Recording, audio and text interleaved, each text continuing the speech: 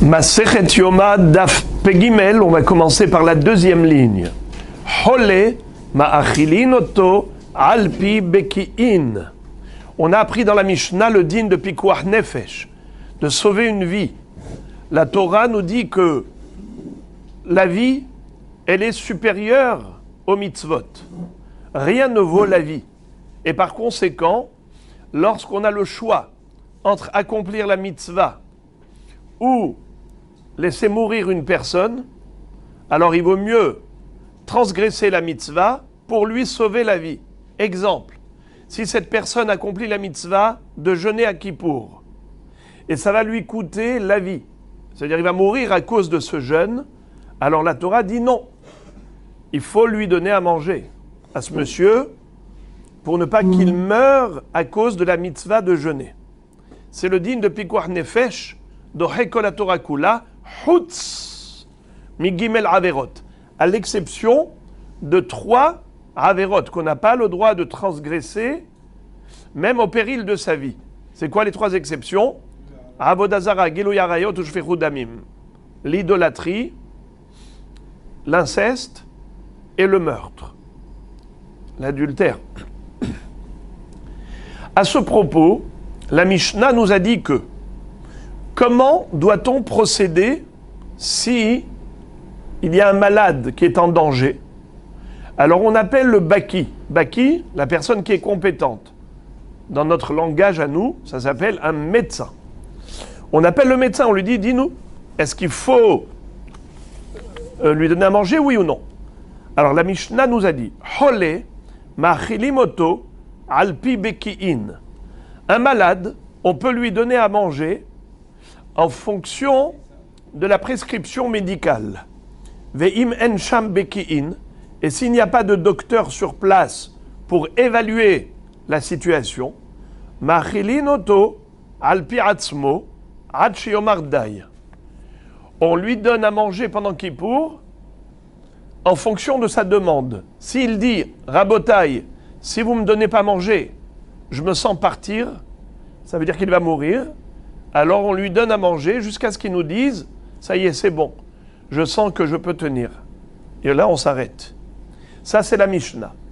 À ce propos, Amar Rabbi Yannai, Hole Omer Tsarich, Verofe Omer Eno Tsarich, Shom'in la Hole. Rabbi Yannai vient, il nous enseigne une halakha. Quel est le din s'il y a une mahloket entre le malade et le médecin? Le médecin dit, cet homme-là qui est en train de faire un malaise n'est pas en danger de mort. Il n'a pas besoin vraiment de manger. Il peut tenir bon.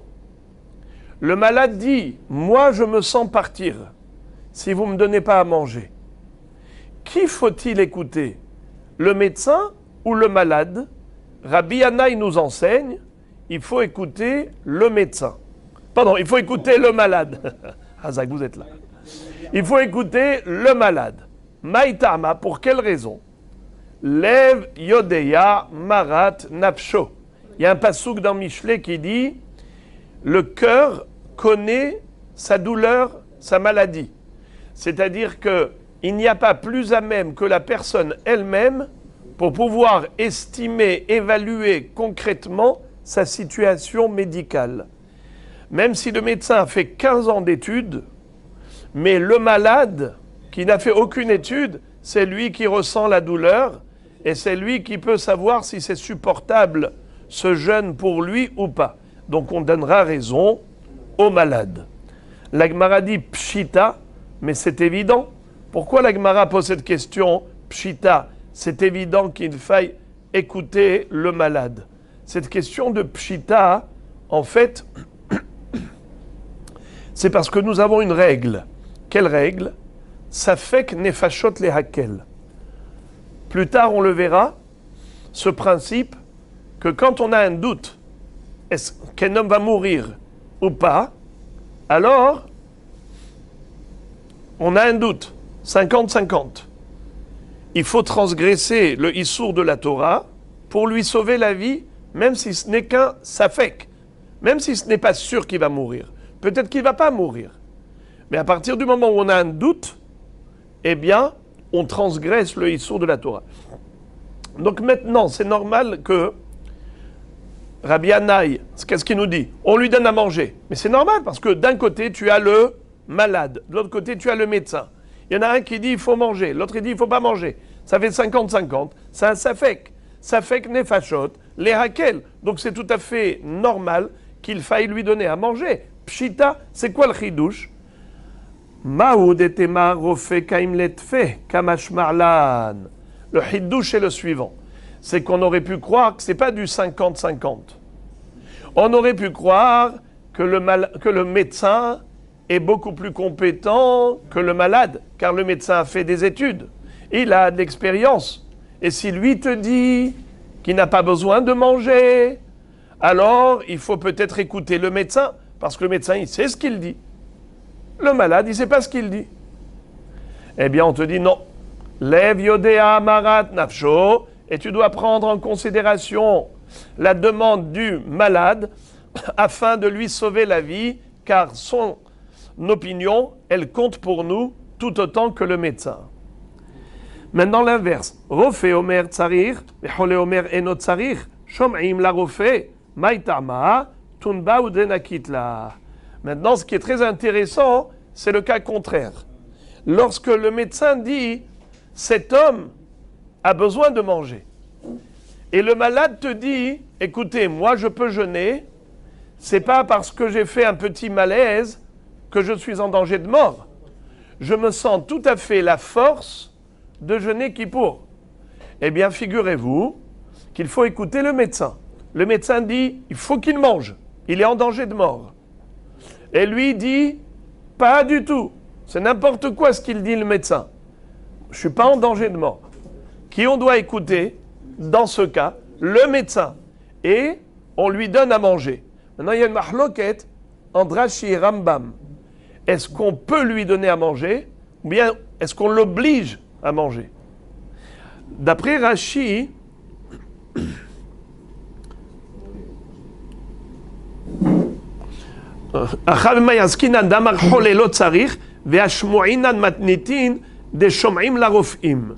ça veut dire quoi? Que on écoute le malade, le médecin, qui dit que oui, il mange. Mais d'après le Rambam, c'est carrément Shom'im la refait pour dire qu'on l'oblige, carrément. Et pourquoi? Comment ça se fait? C'est bizarre. La réponse, on dit Tunbahu denakitla. Maitama Tunbahu denakitla. Pour quelle raison? Cette fois-ci, on donne raison au médecin pour lui dire de manger pendant Kippour. C'est parce qu'on dit le malade, lui, il est tellement malade qu'il ne sait plus ce qu'il dit. Ça veut dire que la maladie elle-même, c'est elle qui l'a étourdi. C'est elle qui lui fait dire n'importe quoi. Il n'est pas conscient de sa situation. Il est tellement en danger que, ça y est, il disjoncte. Alors n'écoute pas le malade. Le malade, il ne sait pas ce qu'il dit, c'est le médecin qui sait. Voyez-vous, on va toujours la coula. Quand le malade dit j'ai besoin de manger, le médecin dit il n'a pas besoin, on écoute le malade. Quand c'est l'inverse, le malade dit je n'ai pas besoin de manger, le médecin dit il faut qu'il mange, on écoute le médecin.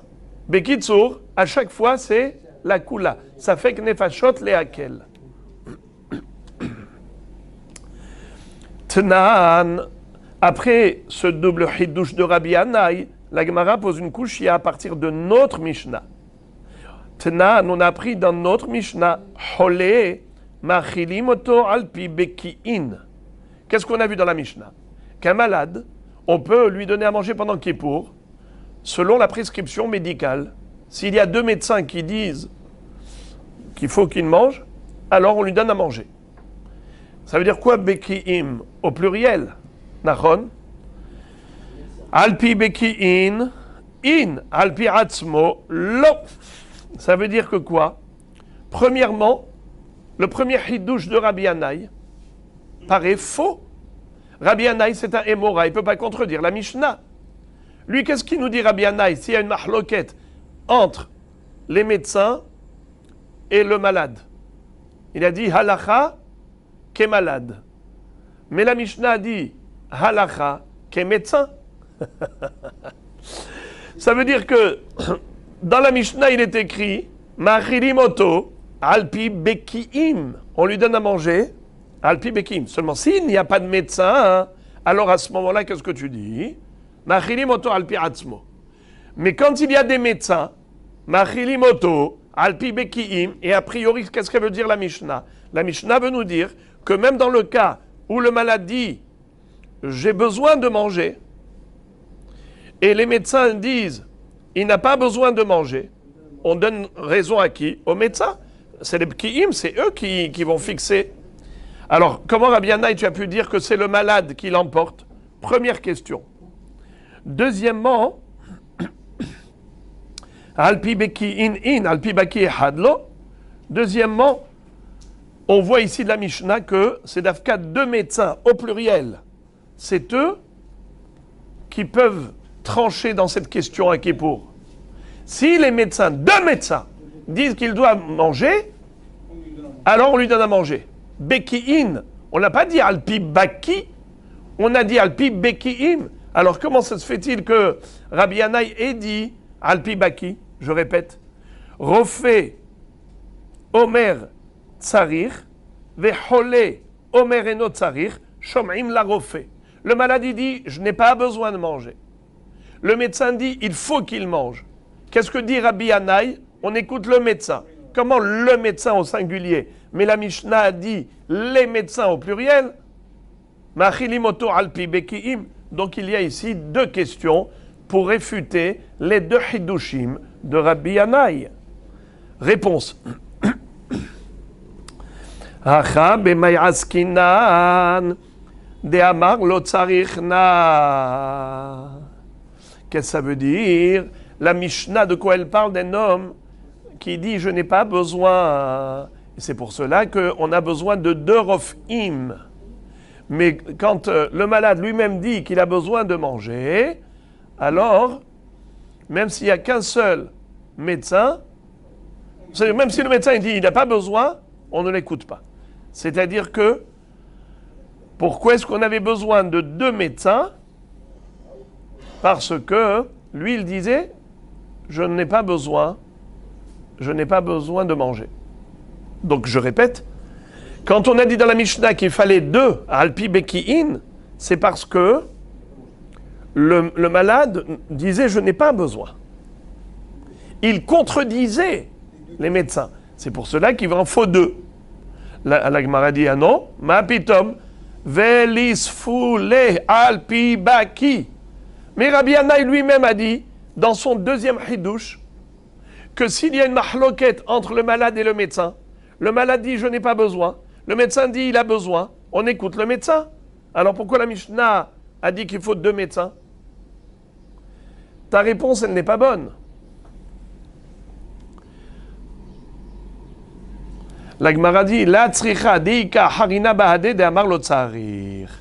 En fait, ils sont deux contre deux. La Mishnah, elle parle de deux contre deux. C'est vrai que Rabbi Yanaï a raison, qu'un médecin contre le malade dit « je n'ai pas besoin de manger », le médecin dit « il faut qu'il mange », on écoute le médecin, il mange. La Mishnah qui a dit « il faut deux médecins », parce que les deux médecins, ils sont contre deux personnes. Qui? Le malade et un autre médecin. Le malade dit « je n'ai pas besoin de manger ». Il y a un autre médecin qui dit « il n'a pas besoin de manger ». Ça fait qu'il y en a deux qui disent « il n'a pas besoin de manger ». Et d'autre part, il y en a deux qui disent « oui, il faut qu'il mange ». Il y a une mahloquette entre un médecin et deux médecins. Mais le médecin qui dit « il n'a pas besoin de manger », il s'associe au malade qui dit aussi « je n'ai pas besoin de manger ». À qui on va donner raison? Aux deux. On va donner raison aux deux. Aux deux qui disent qu'il faut qu'il mange. Ça fait que nefashot leakel.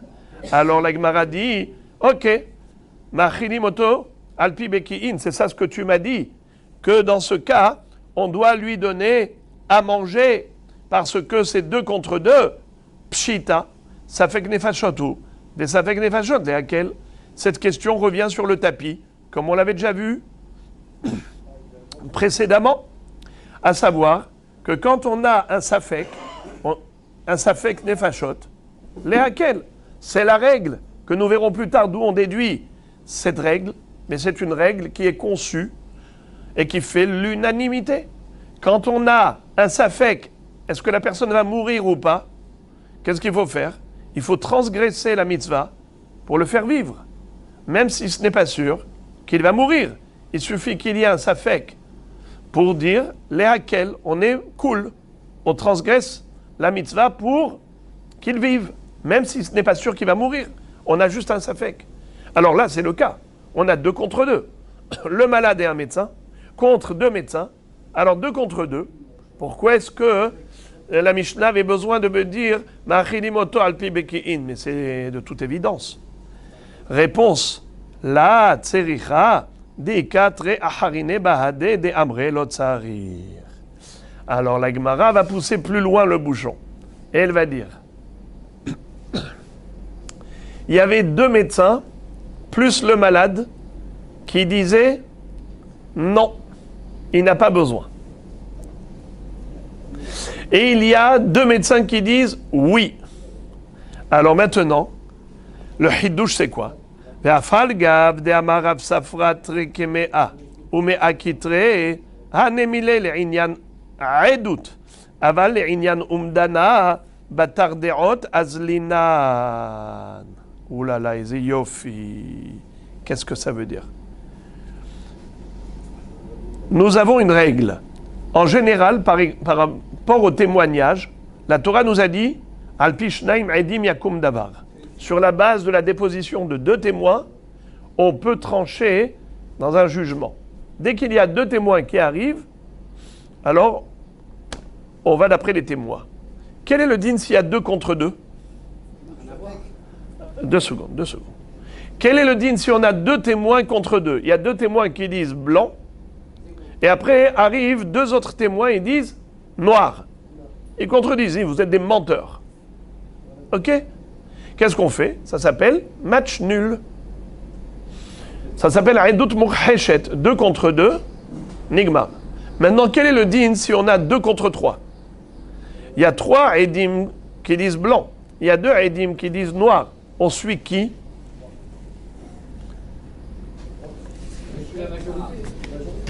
Faux. C'est un match nul. Même si on a 100 Edim qui disent blanc, 2 Edim qui disent noir, match nul. Regarde, vous faites beaucoup de confusion. Mais je ne peux pas analyser chacune de vos erreurs. C'est-à-dire que, par exemple, ce que vous avez dit, on suit les derniers. On suit les derniers que dans la mesure où ils ont été mezimim otam. Quand ils leur ont dit, par exemple, vous étiez avec nous ailleurs ce jour-là. Ça s'appelle Edim Zomemim. On ne parle pas de ça. On leur dit, par exemple, les 2 derniers, ils disent, qu'est-ce que vous prétendez? Que ce monsieur a fait Hilul Shabbat, mais ce monsieur, il était avec nous ailleurs ce jour-là. Ils ne disent pas aux autres Edim, vous étiez avec nous ailleurs. Ils ne les ont pas rendus Edim Zomemim. Ils ont été Machishim otam. Là, tu ne peux pas savoir qui dit vrai, qui dit faux. Alors, dans ce cas-là, ça s'appelle Eidut Mukheshet. Une contradiction. Alors, contradiction, la halakha est comme ça. 2 contre 2, Eidut Mukheshet. Le témoignage est nul de part et d'autre. Si on a 2 contre 100, c'est pareil. 2 contre 100, c'est comme 2 contre 2. Et on l'apprend du fait que la Torah est dit Al-pi shnaim edim o shelosha edim. Pourquoi tu me dis Shenaim edim o shelosha edim? Pour dire shlosha ki shnaim bekitsur. Alors maintenant, on aurait pu penser que de la même façon que pour la Edout, on a dit que 100 ou 2, c'est pareil. Là aussi, on aurait pu penser que 100 ou 2, c'est pareil. Quel est le din lorsqu'on a 2 contre 2? Le médecin et le malade contre 2 médecins. Le médecin et le malade disent pas besoin de manger. Il y a 2 médecins qui disent il faut qu'ils mangent. Quel est le din? Ils mangent. Alors, on s'était posé la question, mais c'est pshita, c'est évident. Ma chidouche. La Gemara dit le chidouche, c'est même quand il y a 3 contre 2. C'est quoi 3 contre 2? C'est que quand tu as ici 2 médecins qui s'associent au malade et qui disent il n'a pas besoin de manger, et on a 2 médecins qui contredisent, ils disent il a besoin de manger, qu'est-ce qu'on fait dans ce cas-là? On lui donne à manger ou pas? Qu'est-ce que vous en dites? On lui donne à manger. Hein? En fait, le malade ne compte pas. Qu'est-ce que vous dites? Qu'est-ce que vous en dites, vous? J'entends, qu'est-ce que vous dites? On lui donne ou pas? Qu'est-ce que vous dites? Ah! On est dans le cas où on a 3 qui disent il faut qu'il mange. Il y en a, il y en a 2 qui disent il faut qu'il mange. Il y en a 3 qui disent pas besoin. Le malade et 2 médecins ils disent pas besoin. Il mange ou il mange pas? Est-ce que dans ce cas-là, ça s'appelle Safek Nefashot Lehakel? Alors, c'est ça le chidouche. Si Rabbi Yannai, si la Mishnah, n'était pas venue pour nous dire Machilim oto aledepkiim, alors on aurait pu penser qu'on ne lui donnerait pas à manger. Pourquoi on aurait pu penser que là on n'appliquerait pas la règle Safek Nefashot Lehakel? Parce que j'aurais dit, quand est-ce que 3 c'est comme 2? Ils sont ex aequo, c'est seulement au niveau de la redoute. Mais au niveau de Derot, c'est quoi Derot? Derot, c'est pas un témoignage. Derot, c'est une opinion. Là, chacun donne son opinion. Tu as ici des experts, des médecins, des experts. L'expert, lui, il vient, il te dit, il n'a pas besoin de manger. L'autre dit, pas besoin de manger. Le malade dit, pas besoin de manger. Il y en a 2 qui disent, 2 experts, il faut qu'ils mangent. Alors j'aurais dit, les 2 experts, face à 3 opinions contraires, ils sont nuls. Ils s'annulent. La minorité s'annule devant la majorité. Et pourquoi tu n'appliquerais pas la même halakha comme pour les Edim, où tu ne dis pas que la minorité s'annule devant la majorité. Tu dis que 2 ou 100, c'est pareil. Et dis ça, c'est parce que c'est juste un témoignage. Mais là, ce n'est pas une question de témoignage, ici, c'est une expertise. Donc, au niveau de l'expertise, donc j'aurais pu croire qu'il faut prendre en considération le nombre d'opinions. Et de ce fait, j'aurais dit 3 contre 2. La halakha, elle est comme les 3. Et donc, puisqu'il y en a 3 qui disent qu'il ne faut pas qu'ils mangent, il n'y en a que 2 qui disent qu'il faut qu'ils mangent. J'aurais dit, n'écoute pas les 2. Écoute les 3 qui disent que ce n'est pas la peine qu'ils mangent. Et donc, je ne leur ai pas donné à manger. C'est pour ça que la Mishnah te dit non, ma'achilim oto alpi bekiim. Et pourquoi? Parce que la Mishnah veut te dire hanemile le'inyan umdana de mamona avalacha safek nefashot. Quand est-ce qu'en effet je vais d'après le nombre d'opinions? La majorité des opinions, c'est si par exemple il s'agissait d'évaluer un bien financier. Par exemple, il faut une expertise. Combien elle coûte cette maison? Partage de l'héritage, il faut une évaluation. Alors là, Béhémet, je vais d'après la majorité. J'ai 3 experts qui me disent ça coûte 100, j'ai 2 experts qui me disent ça coûte 150, j'écoute les 3. Mais lorsqu'il s'agit de Nefashot, même si j'ai 100 qui me disent il n'a pas besoin de manger, il y en a 2 qui me disent il faut qu'il mange, on les écoute. La Gemara dit ve'ami dekatane sefa ve'im en sham bekiim ma'achilim oto alpi atzmo miklal derecha de amar tzarich. La Gemara maintenant veut réfuter ou adresser une objection encore sur Rabbi Yannai, à Rabbi Yannai. Il dit Rabbi Yannai, comment tu peux dire une chose pareille qu'on parle dans la Mishnah d'un malade qui avait dit que je n'ai pas besoin de manger? C'est comme ça que Rabbi Yannai avait expliqué la Mishnah qui a dit Machilim oto alpi bekiim. Et on avait posé la question alpi bekiim ken, alpi atzmo lo. Qu'est-ce que Rabbi Yannai a répondu? Il dit parce que la Mishnah elle parlait d'un cas où le malade contredisait les médecins. Le malade, justement, il disait « Enitzarir, je n'ai pas besoin de manger ». C'est pour ça qu'on avait besoin des médecins pour lui donner à manger. Mais Béhémet, selon Rabbi Yannai, on peut donner à manger au malade, même s'il contredit le médecin. D'accord? Alors pourquoi la Mishnah a dit « Ma'achilim oto alpi bekiim » Ils disent parce que là-bas, on parle d'un cas où le contraire. Le malade disait, je n'ai pas besoin de manger. C'est pour ça qu'on avait besoin des médecins pour lui donner à manger. La Gemara dit, ah bon, c'est de ça qu'on parle? Comment tu peux dire une chose pareille? Comment tu peux dire que la Mishnah, dans la Recha, elle parlait d'un cas où le malade disait, Enitzarir, je n'ai pas besoin de manger. Puisque dans la Sefa, tu vois que on parle d'un malade qui dit, j'ai besoin de manger. Regardez la fin de la Mishnah, qu'est-ce qui est écrit à la fin de la Mishnah? Ve'im en sham beki'in ma'achilim oto Alpi atzmo, ad sheyomar, dai. S'il n'y a pas là-bas de médecin, on lui donne à manger selon sa demande.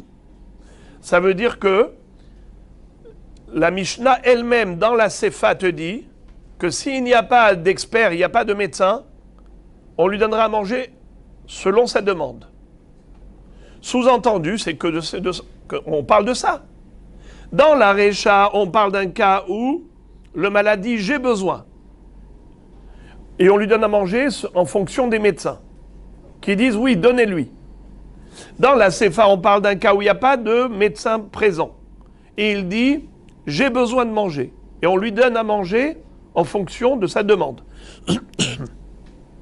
C'est comme ça que la Gemara pose la question. Elle dit « si dans la Sefa, on parle d'un cas, donc même avant, on parle du même cas.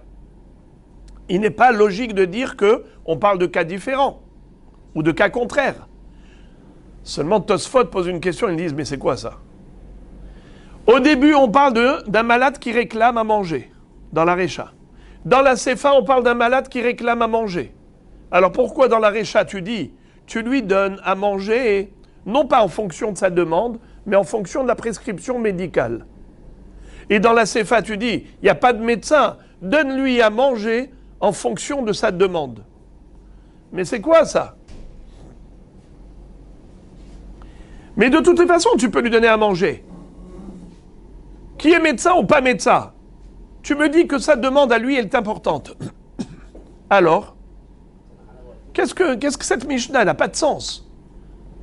Elle te dit, le médecin, le malade demande à manger, donne-lui alpi bekiim. Nachon. Le malade demande, il n'y a pas de médecin, donne-lui même sans bekiim. Alors, si tu peux lui donner à manger même sans bekiim, qu'est-ce que tu as besoin des bekiim? Alors, Tosfot explique que la Kavana de la Mishnah, elle est comme ça. C'est que l'echatchila, a priori, il ne faut pas s'appuyer sur le malade. S'il y a des médecins, il vaut mieux avoir un shtempel, une autorisation, une attestation médicale en disant « oui, donnez-lui à manger ». Ce sont les experts qui parlent. Ensuite, dans la Sefa, on te dit « Bedi avad, il n'y a pas de médecin ». Alors, lui peut fixer les choses. Lui te dit « j'ai besoin de manger », tu lui donnes à manger. Mais c'est que parce que tu n'as pas de médecin. Mais les khatehila, a priori, ne comptent pas que sur lui, comptent sur les médecins. Alors, la Gemara dit Veha midekatane sefa, veim en sham, beki'in, ma'achilimoto, alpi atzmo, miklal derecha de amar, tsarich. Alors, comment Rabbi Yanaï a pu dire que la recha, ça parlait d'un cas où le malade contredisait les médecins? Mais c'est pas possible. Car si tu vois que la fin de la Mishnah, c'est que le malade réclame à manger, ça veut dire que même avant, dans le premier cas, dans la Récha, le malade réclamait à manger. Or, d'après toi, Rabbi Yanaï, qu'est-ce que tu as fait pour t'en sortir, pour pas que la Mishnah te contredise? Tu as dit que dans la Récha, on parlait d'un malade qui contredisait le médecin. Le médecin disait il faut qu'il mange, et le malade disait enitzarir.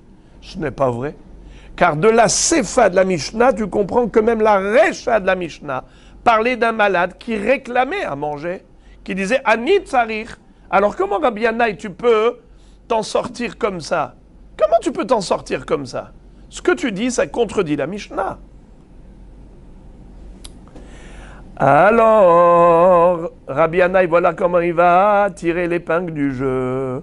Il va dire Hasur me hasra. Vehachi katane.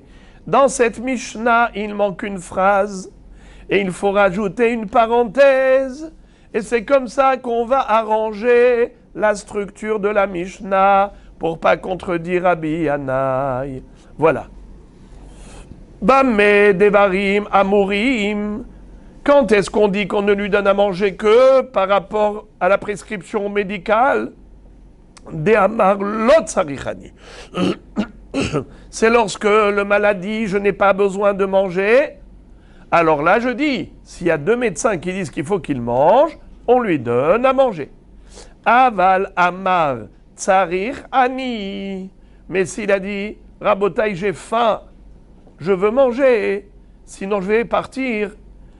Alors là, on dit comme ça. En sham beki'im tre elahad de Amar lo tsarir, machilim oto al pi atzmo.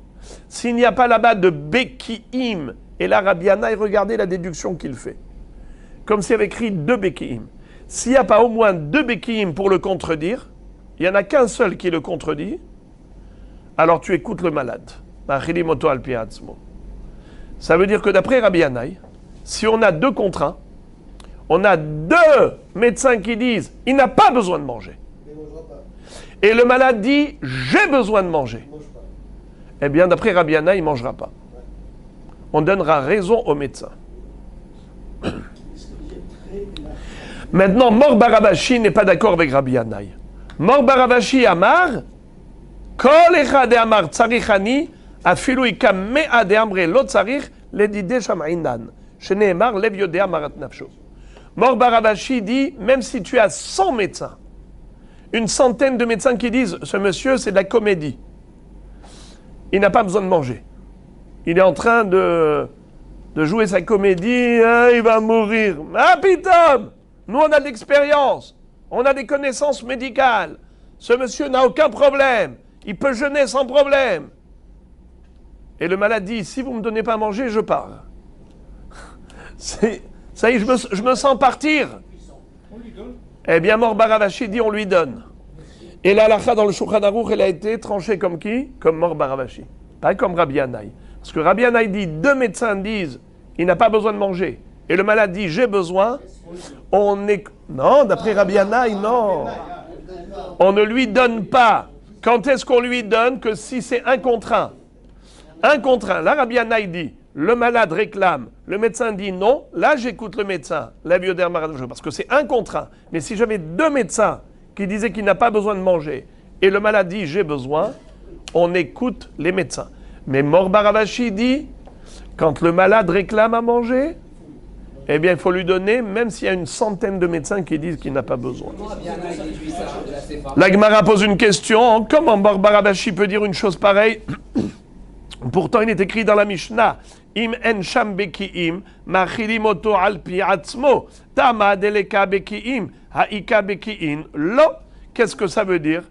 A priori, de la Mishnah, on peut déduire le contraire, puisque dans la Sefa de la Mishnah, qu'est-ce qui est écrit? Im en sham beki'im, s'il n'y a pas de médecin présent, là où se trouve le malade, alors on peut lui donner à manger al pi atzmo, en fonction de sa demande. Mashma, que c'est seulement parce qu'il n'y avait pas de médecin qui le contredisait. Ha'ika beki'in lo. Mais s'il y avait là-bas des médecins qui le contredisaient, on ne lui aurait pas donné à manger. Alors comment, toi, Mor Baravashi, tu dis que le malade peut contredire les médecins? Réponse, Hachika Amar. Bame devarim amurim de Amar lo tzarich ani. Aval Amar tzarich ani. En sham beki'im klal, umachilim oto al pi atzmo, shene'emar, lev yodea marat nafsho. Qu'est-ce que ça veut dire? Quand on a dit, machilim oto al pi atzmo, bamedvarim amurim de amar lo tzarich ani. Quand lui, le malade dit, je n'ai pas besoin de manger, c'est là que les médecins ont leur mot à dire. Le malade dit, je n'ai pas besoin de manger. Les médecins disent, oui, il faut lui donner à manger. Mais tout ça, quand est-ce que, en effet, qu'on a besoin des médecins? C'est lorsque lui dit l'otsarichani, je n'ai pas besoin. Alors là, les médecins, quand ils disent il faut lui donner, on écoute les médecins. Mais lorsque c'est le contraire, avalamar tsarichani, et les médecins disent il n'a pas besoin. Écoutez le lachon de Rav Ashi, il est extraordinaire. Il dit en sham beki'im klal, c'est-à-dire la médecine des médecins ne vaut rien. C'est-à-dire que si les médecins disent faut pas lui donner à manger, il n'a pas besoin, c'est de la comédie, lui dit j'ai besoin de manger sinon je pars, vous lui donnez à manger. S'il dit je me sens mourir, il faut lui donner à manger, même si eux, les médecins, il y a une centaine de médecins qui disent pas besoin. Pourquoi? parce que lev yodea marat nafsho. Personne ne peut ressentir la douleur et la situation réelle d'un malade plus que le malade lui-même. Mi she'ahazo bulmus, ma'achilim oto afilu devarim temeim, ad sheyeoru einav. Mi she'neshacho kelev shote, en ma'achilim oto mechatzar kaved shelo. ורבי מתיה מתיר, ועוד אמר רבי מתיה בן חרש, החושש בגרונו, מטילים לו סם בתוך פיו בשבת, מפני שהוא ספק נפשות. כל ספק נפשות דוחה את השבת. Cette Mishnah également traite du sujet du pikuach nefesh. On a le devoir de sauver la vie d'une personne qui est en danger. Et comme on l'a vu dans la Mishnah précédente, que même s'il fallait donner à manger pendant Kippour, eh bien il faut le faire, car rien ne vaut la vie, à l'exception de ces 3 averot, Avodah Zara, Gilui Arayot ou Shfichut Damim. Il faut profaner le Shabbat, profaner Kippour. Et là, on va parler également d'autres Issourim que l'on transgresse pour sauver une vie. De qui parle-t-on? Mishéa Hazo Bulmus. Si quelqu'un était saisi de boulimie, boulmous. Rashi parle d'une maladie qui provient de la faim. Quelqu'un qui est atteint d'une hypoglycémie parce qu'il a besoin de manger très rapidement. Ses yeux s'assombrissent. Il est en train de partir, de décéder. Alors il faut tout de suite lui donner à manger. Misha Chazo Bulmus, Rachidi, Holi ha'ohez mehamat re'avon, Einav kehot, Ve'u mesukan lamut, Ukshemar ito hozeret biadoua shenitrape. Quand il retrouve la vue et qu'il est capable de discernement, et il retrouve son teint normal, alors ça veut dire que ça y est, il n'est plus en danger. Mais en attendant, il faut lui donner à manger tout et n'importe quoi, même des choses interdites en général. On lui donne à manger même des choses qui sont impures, impropres à la consommation. Jusqu'à ce qu'il retrouve la vue. Parce que pendant la période de la boulimie, de l'hypoglycémie, eh bien cette personne-là, elle ne voit plus clair. Également, quelqu'un qui a été mordu par un chien enragé. Alors il y a comme du poison de cette morsure qui peut tuer la personne. Eh bien, quel est le traitement? C'est de prendre une partie du diaphragme, de donner à manger du diaphragme de ce chien. On prend le chien, on le tue, et on prend de son hatzar kaved. En hébreu, ça s'appelle sara'efet. En français, c'est le diaphragme qui sépare entre la cage thoracique et l'appareil digestif de la bête. Entre les deux, on prend le hatzar kaved, le diaphragme, et on donne à manger à la personne qui a été mordue. Mais en réalité, ce que nous dit Tanakama, que non, faut pas. Pourquoi?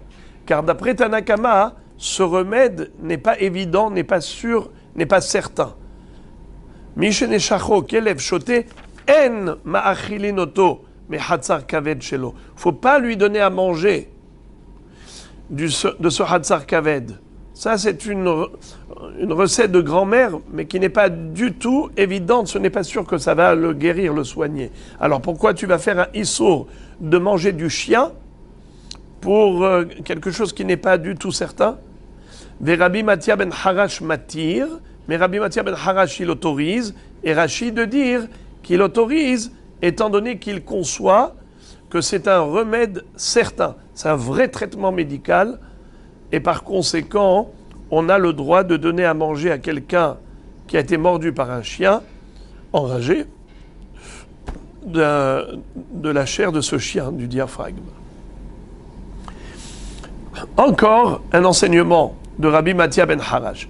Ama Rabbi Matia ben Harash, Ahoshesh bigrono, metilin lo sam betorpiv beshabbat, mipene shu safek nefashot. Chol safek nefashot dohet ha-shabbat. quelqu'un qui a mal à la gorge, on a le droit de faire Hilul Shabbat pour lui donner un traitement médical, car il est dans un risque de danger mortel. Et même si c'est juste un risque, ce n'est pas certain, on a une halacha, Chol Safek Nefashot, Dochet Shabbat. Quand on a un doute, est-ce que cette personne va vivre ou va mourir? Si on la laisse, il faut tout faire pour la sauver. Safek Nefashot, même s'il y a un petit risque qu'elle meure, il faut faire Hilul Shabbat pour la sauver. Ici, ce que voulait dire Rabbi Matia ben Harash, ce n'est pas juste le fait de prendre un traitement médical Shabbat qui est interdit par les Chachamim. C'est pas de cela qu'on parle. Ça, c'est évident qu'on aurait le droit. Ici, on parle de quelqu'un qui est en danger mortel. Et le Hiddouche, ici, c'est qu'on a le droit de prendre ces plantes, les cueillir et moudre et faire toutes les actions qui sont interdites par la Torah en général pour lui mettre dans la bouche cette préparation pour le soigner de cette maladie mortelle. Et de quelle maladie s'agit-il? Eh bien, il s'agit de tsafidna. Tsafidna, c'est ce qu'on appelle la maladie du scorbut. Le scorbut, c'est une gingivite avec une grande inflammation des gencives, un saignement, et qui fragilise les dents, et ensuite ça fait des œdèmes à l'intérieur. C'est dangereux. Comme c'est dangereux, on a le droit de traiter pendant Shabbat, même si ce traitement fait appel à des opérations interdites le Shabbat. Encore à propos du Pikuach Nefesh. Mishenafla alav mapolet. Si on voit qu'il y a eu un éboulement, une maison qui est tombée en ruine, et maintenant, ça fait Kusham, ça fait Kenosham. On ne sait pas si il y a une personne en dessous des décombres ou pas. Ça fait Khaï, ça fait Kmet. Et même si c'est sûr qu'il y a quelqu'un là-bas, peut-être qu'il est déjà mort, mais peut-être qu'il est encore vivant. Est-ce qu'on a le droit de déblayer le chantier et de faire du Hilul Shabbat pour sauver cette personne? Peut-être qu'il n'y a personne. Et même s'il y avait quelqu'un, peut-être qu'elle est déjà morte. Et même si elle est encore vivante, ça fait Kouti, ça fait qu'Israël. Est-ce qu'on a le droit de faire un Hilul Shabbat pour un Kouti? Non, ça fait Kouti, ça fait qu'Israël.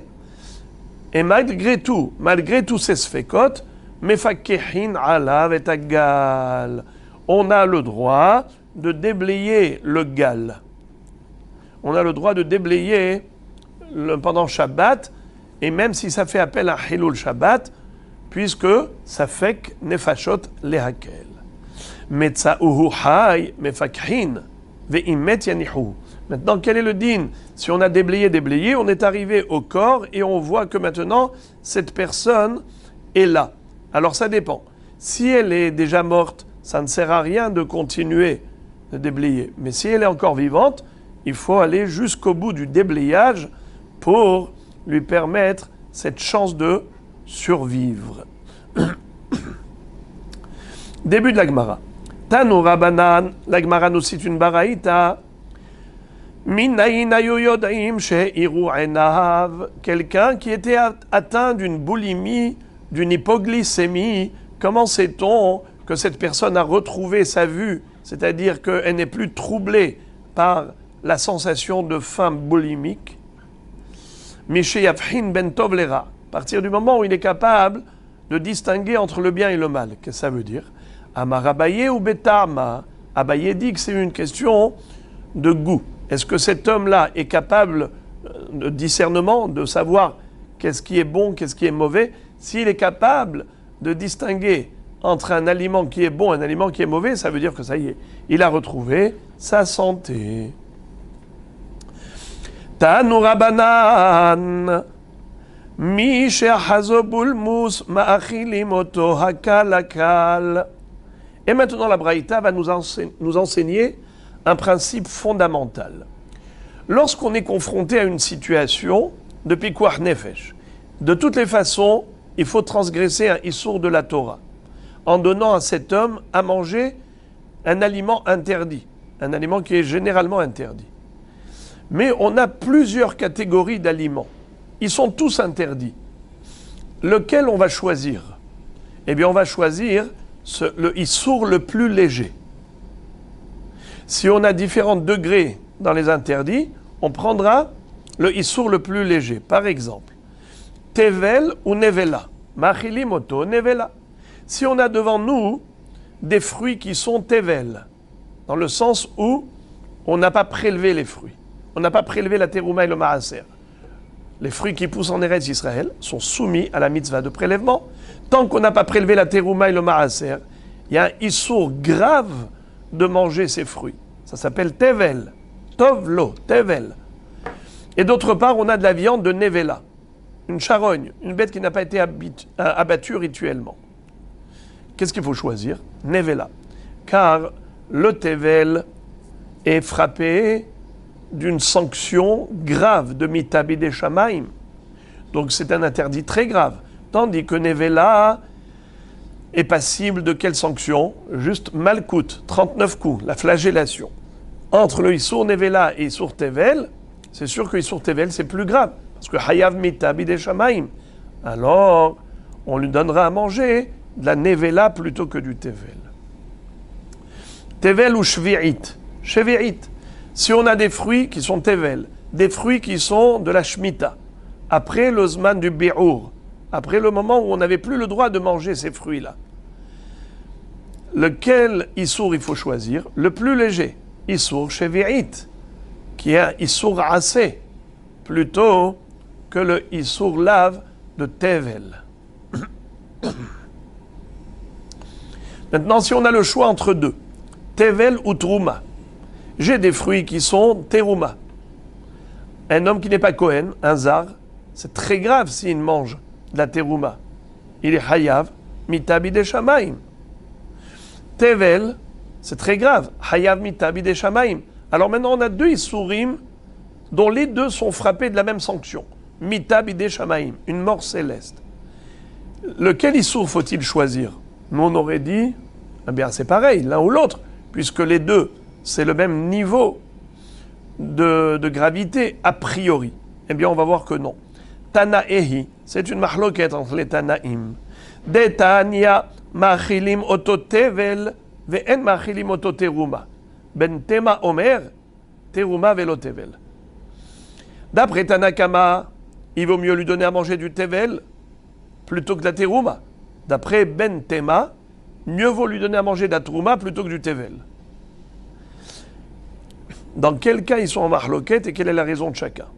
Rabba va expliquer. Amar Rabba, echad efshar bechulin, bechule alma la peligé de metakninan le ou masfinan le. Ki peligé bedelo efshar. Bedelo efshar bechulin. Mor savar tevel hamour ou mor savar teruma hamoura. Rabba nous dit qu'il y a un cas où il n'y a même pas de débat. C'est dans le cas où on peut prendre ce tevel, prélever de la teruma, prélever le maaser, et je lui donne du houlin. Dans ce cas-là, c'est sûr qu'on n'a pas le droit de lui donner à manger ni de la teruma ni du tevel. Tu lui donnes à manger du houlin. La mahloket, elle n'a lieu que dans le cas où la personne, on est obligé de lui donner à manger la totalité. Et puisqu'on est obligé de lui donner à manger la totalité des fruits qu'on a, alors maintenant, ces fruits, soit je lui donne tout en tant que tevel, soit que je lui donne tout, mais en ayant d'abord prélevé la terouma et le maaser, et après je lui donne tout. Et c'est là la question. Est-ce qu'il vaut mieux prélever et ensuite je lui donne à manger tout, donc il va transgresser le issour terouma, ou bien il vaut mieux ne pas prélever la terouma et de lui donner en tant que tevel. Mor savar tevel hamour. Il y a un Tana qui dit le tevel c'est plus hamour, alors il vaut mieux lui donner en tant que terouma. Tu prélèves la terouma et tu lui donnes à manger la totalité. Ou mor savar terouma hamoura. Et l'autre dit pas du tout, il faut surtout pas prélever la terouma. Donne-lui à manger en tant que tevel, c'est préférable, plutôt que de prélever la terouma et de lui donner à manger en tant que terouma. Alors, quelle est la raison pour laquelle il y en a un qui dit que la terouma c'est plus hamour que tevel et l'autre dit le contraire? Voici l'explication. Mor savar tevel hamour aval terouma hazia la kohen. Celui qui dit que le tevel est plus hamour que terouma, parce qu'il dit la terouma, c'est mieux que Tevel, car la Terouma, elle est permise au moins à un être humain, les Kohanim. Tandis que le Tevel, il est interdit à tout le monde. Même un Kohen n'a pas le droit de manger du Tevel. Alors le Tevel, c'est plus Hamour que Terouma. Ou Mor Savar, Trouma, Hamoura. Aval Tevel, Efchar Letakune. Et l'autre dit le contraire. La Terouma, c'est pire que Tevel. Pourquoi? Car Terouma, c'est interdit pour le Zar, pour un étranger, ad vitam aeternam. Tandis que le Tevel, c'est un Issour, et qui est périodique, provisoire, puisque on peut être Metaken le Issour Tevel en prélevant la Terouma et le Maaser. Donc voilà la raison pour laquelle il y a une mahloquette. Très bien. Maintenant, la Gemara va revenir en arrière. Elle va dire, lorsque Rabat a expliqué la mahloquette de cet Anaïm, il a commencé par procéder par élimination. Il a dit comme ça. Dans le cas où on peut prélever la terouma, le maaser, et lui donner à manger que du houlin, alors c'est sûr que c'est ce qu'il faut faire. Mais la mahloquette, est-ce qu'il vaut mieux tevel ou trouma? C'est dans le cas où on est obligé de lui donner la totalité des fruits. La Gemara dit Efshar behoulin pshita. Je comprends même pas qu'est-ce que Rabat avait besoin de me le dire. Mais c'est évident que si on peut donner à manger du kasher, on ne va pas lui donner à manger du non kasher. Alors si je peux lui donner du houlin, c'est sûr que je ne vais pas lui donner ni tevel ni trouma. Ma chidouche. La tzricha beshabbat. La tzricha beshabbat. Ici on parle de Shabbat Kodesh. Pendant Shabbat, on le sait, qu'on n'a pas le droit de prélever les fruits. On n'a pas le droit de prélever la terouma et le maaser des fruits. La Gemara dit, ah bon? Beshabbat Nami? Tu me dis, c'est ça le chidouche? Le chidouche, c'est qu'on a le droit de prélever les fruits. On a le droit. Ça veut dire que s'il y a à choisir entre 3 Issourim, soit je lui donne à manger du Tevel, soit je lui donne à manger d'Aterouma, soit je lui donne à manger du Houlin, mais que j'ai prélevé pendant Shabbat, ça veut dire que je fais un Issour de prélèvement pendant Shabbat, mieux vaut choisir ce Issour de prélever les fruits pendant Shabbat, plutôt que de faire les Issourim de Tevel et de Trouma. La Gemara dit, mais ça aussi c'est Pshita. Pourquoi? Tiltul miderabananu. La raison pour laquelle je n'ai pas le droit de prélever les fruits pendant Shabbat, c'est pas un Issour de la Torah, c'est que miderabanan, soit parce que les fruits sont mouktsés, soit parce que, comme dit Rashi, ailleurs dans le chasse, il nous dit que quand on prélève les fruits pour les rendre kashers, on prélève la terouma et le maaser, alors zenir ak metaken keli. Ça ressemble à quelqu'un qui a réparé un keli, ce qui est assour minatora. Alors, voilà pourquoi les hachamim ont interdit. Alors la Gemara pose la question, elle dit, il n'y a pas photo. Entre un Issour de Horaïta et Issour de Rabanan, c'est sûr qu'il vaut mieux faire un Issour de Rabanan plutôt qu'un Issour de Horaïta. Alors comment j'aurais pu penser que non, il faut lui donner du Tevel ou de la Trouma plutôt que de prélever pendant Shabbat les fruits? Mais c'est sûr que j'ai le droit de prélever les fruits pendant Shabbat, parce que ça c'est un Issour qui n'est que Midera Banan, alors que Terouma ou Tevel, c'est un Issour Minatora, Mahidouche. Réponse, Acha b'may askinan be'atzitz she'eno nakuv de Rabanan. Ici, on te dit que même le Tevel et même la Terouma, c'est comme des Rabanan. Donc les 3 Issourim, ils sont des Rabanan. Le Issour de prélever pendant Shabbat, c'est Issour des Rabanan. De lui donner à manger du Tevel, c'est Tevel des Rabanan. La Terouma, c'est Trouma des Rabanan. Comment ça peut être des Rabanan, ce Tevel? C'est que ces fruits et légumes ont poussé dans un pot de fleurs, dans un pot en argile qui n'était pas nakouv. Atzitz, un pot, chez Enonakouv, qui n'est pas troué en dessous. Car s'il y a un orifice par en dessous, sous le pot, alors cet orifice, il crée une connexion entre le terreau qui est dans le pot et la terre naturelle. Dans ce cas-là, c'est comme si les fruits qui poussent dans le pot ont poussé sur la terre d'Eretz Israël. Et donc, ils sont soumis au devoir de prélèvement de Tourma et de Maaser Minatora. Or, ici, on parle de fruits qui ont poussé dans Hatsis chez Enonakouv. Il n'y avait pas de Nekev, il n'y avait pas de trou. Donc, ces fruits, ce terreau, il est totalement détaché de la terre d'Eretz Israël. Donc les fruits qui poussent là-bas n'ont pas de Gdusha d'Eretz Israël. On peut les manger minatora sans prélever de terouma et de maaser. Il n'y a même pas le din de Tevel. Mais les Hachamim ont fait une gzera. Et ils ont dit, de peur que les gens fassent des confusions entre Hatzitz chez Enonakouv et Hatzitz Nakouv, alors ils ont dit, il faut toujours prélever la trouma et le maaser. C'est Tevel midérabanan. Donc voilà, maintenant on a compris. C'est Tevel midérabanan. La terouma est dérabanan. Le issour de prélever pendant Shabbat, c'est dérabanan. Et c'était ça le hidouche de Rabat. C'est que si c'était Shabbat et qu'on avait la possibilité de prélever et de lui donner à manger que le houlin, on aurait pu se suffire de cela. C'est ce qu'il aurait fallu faire, même si on transgresse un issour dérabanan de prélever pendant Shabbat, parce que je prélève des fruits qui sont hayavim comme des rabanan. Donc c'est des rabanan sur des rabanan. Il est préférable ce issour. Le issour des rabanan, chez Nira Kemetaken Keli. Et c'est quoi Nira Kemetaken Keli? C'est qu'il a prélevé un tevel qui n'est que midera banan. Voilà pourquoi c'est préférable. Alors on a compris que la mahloquette entre les Tanaïm, c'est de savoir, c'est sûr que le issour de Shabbat, il vaut mieux transgresser ce issour de prélever pendant Shabbat si j'avais le choix, plutôt que de lui donner à manger du tevel ou de la terouma. Tandis que là on parle du cas où il est obligé de tout lui donner. Et comme il doit tout lui donner à manger, alors là, la mahloquette était de savoir, est-ce qu'il vaut mieux transgresser le issour tevel ou le issour terouma?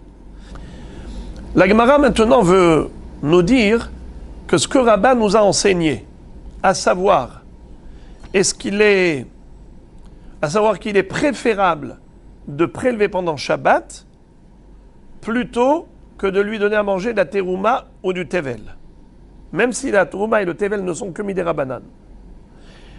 La Gemara dit que ce n'est pas évident. Peut-être que ça ne fait pas l'unanimité des Tanaïm. A priori, il y aurait une mahloket Tanaïm à ce propos. Lima Tanaehi, d'Etania, Misheneshacho Nahash, celui qui a été mordu par un serpent. Donc il est dans une situation de danger mortel. Qu'est-ce qu'on fait? Korin lo rofe mimakom le makom. On peut aller chercher un médecin, même de très loin, même s'il doit traverser le Tchoum Shabbat, ce n'est pas grave. Ou mekarin lo et atarnegolet, ou bien à l'époque, ils avaient l'habitude de soigner une piqûre de serpent en prenant une poule et il la déchiquetait, il la mettait sur la piqûre, sur la morsure. Ou bien, gozezin lo et akreshin, on cueillait du poireau et on lui donnait à manger. Ou machilimoto, ve'en tsarich le'aser, dit vrai Rabbi. D'après Rabbi, on coupe, on n'a pas besoin de prélever le maaser. On lui donne à manger le poireau directement en tant que tevel. Rabbi Lazar Bar Bishimon Omer, lo yochal ad sheyaser. Rabbi Lazar Bar Bishimon dit non, même si tu lui donnes pendant Shabbat de ces kreshin,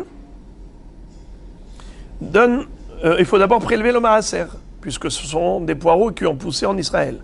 Alors répétons, on va chercher le médecin, même en dehors du Tchoum. On va déchiqueter le tarnégolette, même si c'est netilat neshama. Normalement, c'est assourd de tuer une bête, mais là, pour lui sauver la vie et mettre sur la morsure et la piqûre, on va déchiqueter et tuer la tarnégolette pendant Shabbat. On va cueillir les poireaux, alors qu'en général, c'est assourd, mais pour lui donner à manger, pour le soigner, on va le faire. Et Rabbi dit, en tzarich le'aser, mais ne prélève pas le maaser pendant Shabbat de ces poireaux. Et Rabbi Lazar Bar Bishimon dit, oui, il faut d'abord prélever le maaser et après tu lui donnes à manger les poireaux. La Gemara dit, a priori, c'est quoi leur discussion? Nima, Rabbi Lazar Bar Bishimon dit, vélo Rabbi. A priori, ce que Rabbah avait dit, qu'il est préférable de prélever la terouma et le maaser pendant Shabbat, plutôt que de donner à manger du tevel et de la terouma, a priori, ça correspond à Rabbi Lazar Bar Bishimon qui a dit tsarich le'aser. Mais d'après Rabbi qui a dit qu'il lui donne sans prélever le maaser, pourquoi sans prélever le maaser? Apparemment, c'est parce que il vaut mieux lui donner à manger du issour, c'est-à-dire du tevel, plutôt que de faire le issour, de prélever.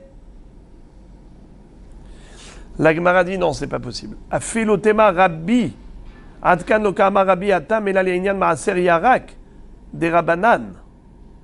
Aval be Maaser Dagan, Tevel de Oraitahu. Afilo Rabbi Modé. Quand est-ce que Rabbi va te dire donne-lui à manger en tant que Tevel et ne prélève pas le Maaser pendant Shabbat? C'est uniquement parce que tu vas lui donner à manger du Tevel des Rabanan. Car le Yirek, les légumes, ce n'est pas Hayab de Trumot ou Maasrot Minatora. La Torah elle nous dit Maasar Deganecha, Tiroshecha Veitzaharecha. Dagan, les céréales, Tirosh, le vin, Itzahar, l'huile d'olive. Mais les Yerakot, les légumes et les autres fruits n'ont pas besoin de Trumot Minatora, de Trumot ou Maasrot Minatora, c'est que Midei Rabanan. Donc c'est la raison pour laquelle Rabbi va dire mieux vaut qu'il mange des Yerakot, des poireaux qui sont Tevel Midei Rabanan plutôt que de faire l'action de prélever pendant Shabbat. Mais s'il s'agissait par exemple de céréales, où le chiyuv de prélever la terouma al maaser c'est minatora, et donc c'est du Tevel qui est assour minatora, c'est sûr que Rabbi serait d'accord qu'on va d'abord prélever ces céréales et ensuite donner à manger. Dei sharitle be'atzitz aval b'maaser dagan de tevel d'oraitaou afilu Rabbi modé dei sharitle be'atzitz she'eno nakuv atele mechal be'atzitz she'on nakuv. Si c'était du dagan, même si ça pousse dans un pot qui est détaché du sol, où on le sait que le chiyuv de Trumot ou Maasrot, c'est que Midei Rabanan, puisque ça n'a pas poussé sur la terre d'Eretz Israël, ça a poussé dans un pot, dans du terreau qui est déconnecté du sol. La terouma el maaser ici n'est pas minatora, c'est que Midei Rabanan. Eh bien, malgré tout, tout de même, il y a un issour pour Rabbi de prélever ce dégan. Pourquoi? Parce que si tu lui permets de prélever, parce que si tu lui permets, même Rabbi serait d'accord qu'il faille prélever avant de lui donner à manger. Pourquoi? Parce que si tu lui permets de manger du tevel, des rabanan, de céréales, qui était dans un hatzitz chez Eno Nakuv, il risque ensuite de faire pareil, de manger pendant Shabbat des fruits de tevel d'un hatzitz nakuv. Et là, quand c'est hatzitz nakuv, c'est tevel qui a sour minatora. Alors mieux vaut l'habituer à prélever, même si c'est hatzitz chez Eno nakuv, de peur qu'il ne prélève pas dans un hatzitz nakuv. Donc quand est-ce que Rabbi a permis? C'est que dans Yerakot, où on ne peut jamais arriver un chiyuv de Trumot ou Maasrot minatora. Mais si c'était du dagan, même si c'est dans Hatzitz, chez Eno Nakuv, Rabbi serait d'accord de prélever. De peur que si tu lui dis de ne pas prélever maintenant ce dagan, eh bien un jour, il fera la même chose avec du dagan qui est dans un Hatzitz Nakuv. Et maintenant, la Gemara va nous enseigner comment on fait pour guérir l'hypoglycémie, la boulimie. Tanu Rabanan, mi she'ahazo bulmus, ma'achili moto devash vechol mine metika. Celui qui a été saisi de boulimie. Eh bien, on lui donne à manger toutes sortes de sucreries, des choses douces, mielleuses. Chez devash vechol mine metika, car le miel et toutes les friandises, tout ce qui est sucré, mais irin, mais or enav chez la dame. Ça rend à l'homme la vue qui a été troublée par l'hypoglycémie. Ça arrive aux gens qui sont diabétiques, par exemple.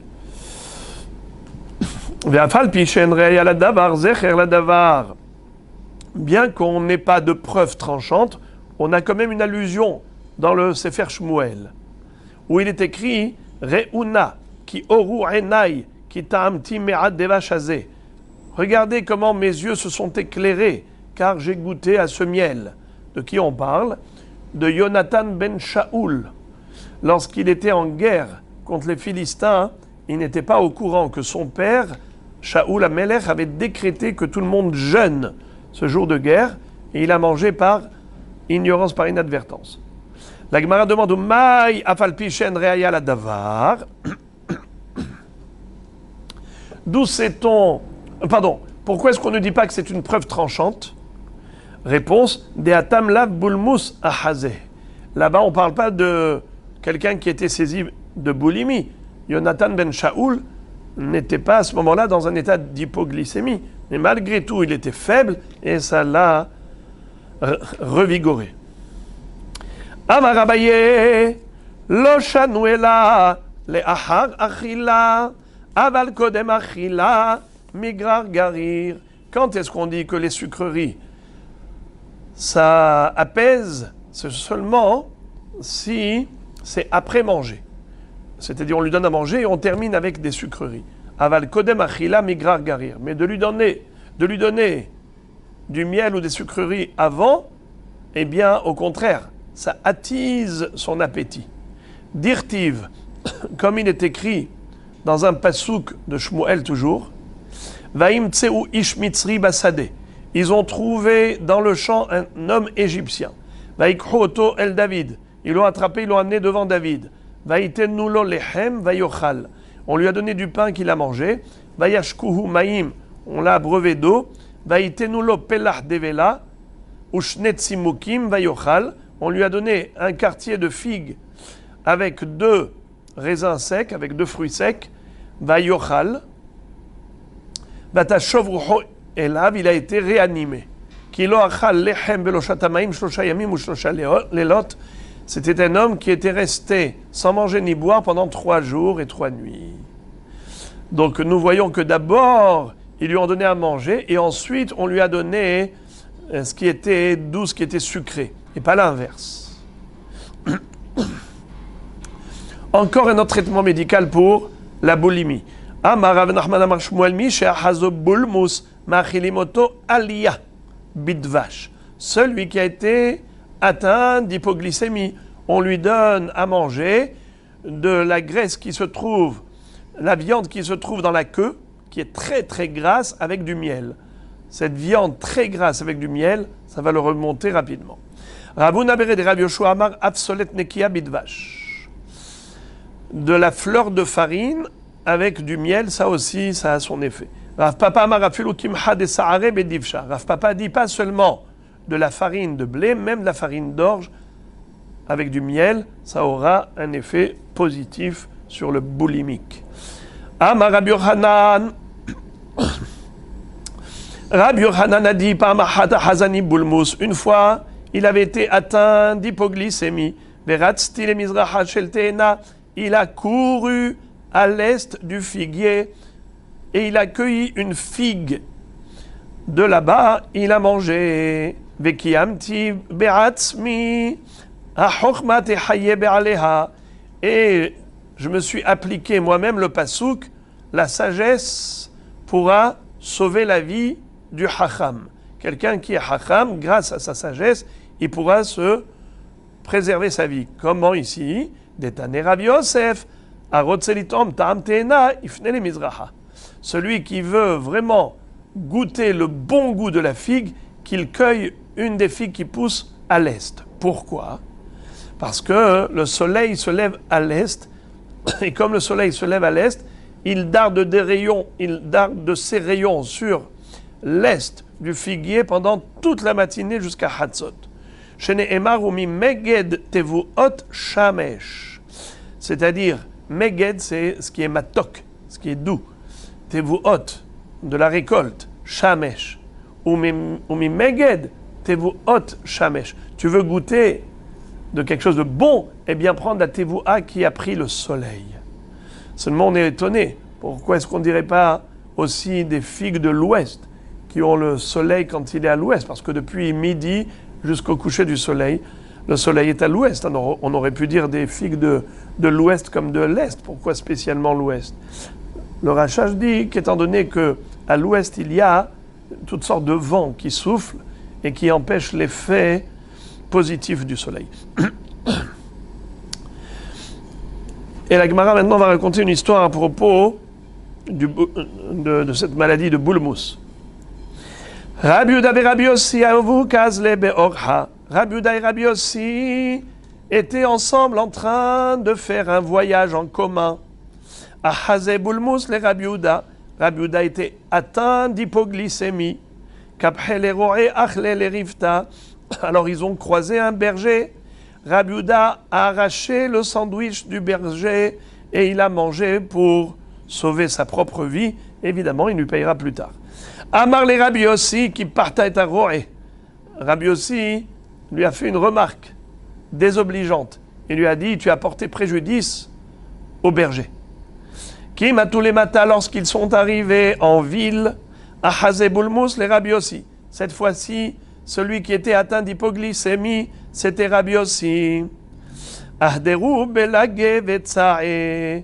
Alors les gens sont venus avec des cruches, avec des assiettes, des plats, du miel, des gâteaux, des plats, toutes sortes de choses pour le réanimer. Jusqu'à ce qu'ils l'ont réanimé. Amar les Rabbi Yehuda. Alors cette fois-ci, Rabbi Yehuda lui a rendu l'appareil. Il lui a dit, Ani qui parti et roe, veata qui parta et irkula. Moi, j'ai porté préjudice juste au berger. Mais toi, tu as dérangé toute la ville. Vetou, puisqu'on parlait de Tanaïm, qui étaient en voyage, Rabbi Yossi et Rabbi Yehuda, maintenant on va voir qu'un troisième était avec eux. Vetou Rabbi Meir ve Rabbi Yehuda, lors de l'un de leurs périples à ces trois Tanaïm, Rabbi Meir, Rabbi Yehuda ve Rabbi Yossi avu kazle be'orha. Chemin faisant, ils étaient en train de voyager ensemble. Rabbi Meir avadaik bishma. Rabbi Meir avait l'habitude de vérifier la nature des gens en fonction de leur nom. Rabbi Yehuda et Rabbi Yossi lo avadaik bishma. Mais Rabbi Yehuda et Rabbi Yossi ne prêtaient pas attention au nom de la personne pour définir son tempérament, sa nature. Kimat ulaudurta barouche pisa. C'était la veille de Shabbat. Ils sont arrivés dans une auberge. Alors, ils cherchaient comment faire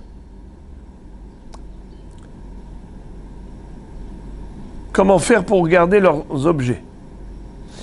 Alors, ils se sont dit, tiens, cet aubergiste a l'air fiable. Baouch pisa yavulehu amru lo mashimcha. Amarlehu qui dort. Alors Rabbi Meir, lui, quand on lui a posé la question, il a entendu qu'il s'appelle Kidor. Rabbi Meir ne lui a pas fait confiance, il ne lui a pas remis ses affaires. Il s'est dit dans sa tête, Amar Shma Mina Adam Racha'u. Je suis sûr que cet homme-là, c'est un Racha. Sheneemar, Kidor Tahpuchote Ma Banim Lo Emun Bam. Il est écrit dans Parashat Azinu, un pasouk, qui dit, quand Akadosh Baruch Hu critique Am Israël, quand ils font des avérotes, il dit c'est une génération versatile des enfants en lesquels on ne peut pas avoir confiance. Alors lui, il s'est dit, qui dort, ça me rappelle, qui dort taporotema, banim lo emun bam, je ne lui fais pas confiance. Et donc Rabbi Meir s'est dit, je ne vais pas lui donner ma valise. Rabbi Yehuda ve Rabbi Yossi ashlimule kisayhu. Mais Rabbi Yossi et Rabbi Yehuda, eux, ne vérifiaient pas la nature d'une personne en fonction de son nom. Ils lui ont fait confiance, ils lui ont remis leur mallette pleine d'argent, leur pochette d'argent. Rabbi Meir lo hashlim le kiseh, Rabbi Meir lui a pas remis. Qu'est-ce qu'il a fait donc à la place avant Shabbat? Azalutve kiki bekivre de avoua. Il a été au cimetière et il a creusé. C'était à côté de la tombe du père de monsieur qui dort. Et voilà que pendant la nuit, le père est venu en rêve au fils. Itchazele behelme, tashakil kisa demanach areshadeu gavra. Le père de Kidor a dit à son fils, viens au cimetière à côté de ma tombe. À ma tête se trouve là-bas une pochette d'argent. Les mahar, amarleu, achit hazeli behelmai. Le lendemain matin, monsieur Kidor, pendant qu'il était en train de servir le café, il leur raconte un rêve. que son père lui est apparu en lui disant « Viens prendre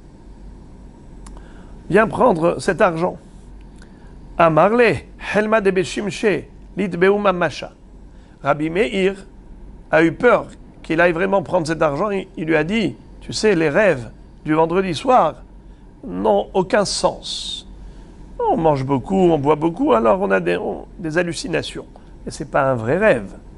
Azal Rabbi Meir venatre kule yoma. Alors Rabbi Meir est parti regarder pour être sûr que Monsieur Kidor ne vienne pas. Et le soir, à la tombée de la nuit, il a ramené sa pochette d'argent. Motsai Shabbat.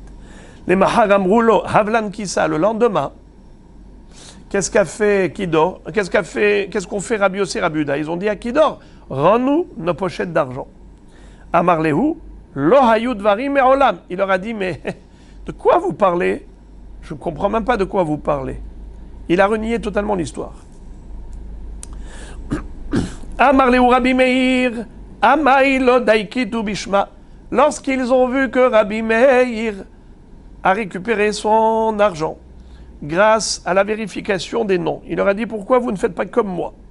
Amroulé, Amaïlo Amart Lanmar.